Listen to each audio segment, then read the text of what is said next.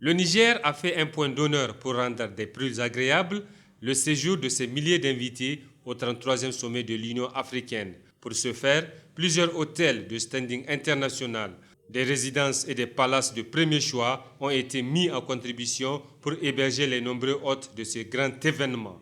Un vaste programme d'accueil et d'installation a été également initié par le comité en charge de l'hébergement afin de permettre aux invités de se sentir comme chez eux. Nous avons travaillé sur le guide du protocole qui a déjà réparti le nombre de chambres qui est réparti à chaque délégation en fonction de qui conduit la délégation.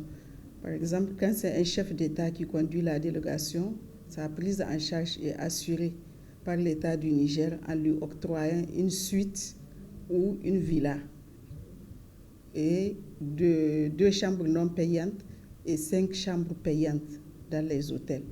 Si c'est un chef de délégation, on lui octroie une suite et une chambre dans un hôtel pour son accompagnant et 2 autres accompagnants non payants, c'est-à-dire que c'est à l'État ou à la délégation de payer les prix des chambres de ces personnes. Et pour les autres, il y a des invités spéciaux, il y a des invités et des experts qui viennent pour qui on a obligation de réserver des chambres dans les hôtels, mais c'est à eux de payer.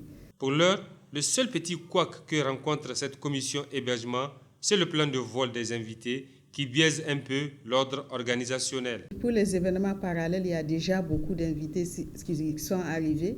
Et hier, on a reçu la délégation des ministres du Commerce qui ont commencé leur réunion ce matin. Et à partir du 3, on va commencer à recevoir les ministres des Affaires étrangères.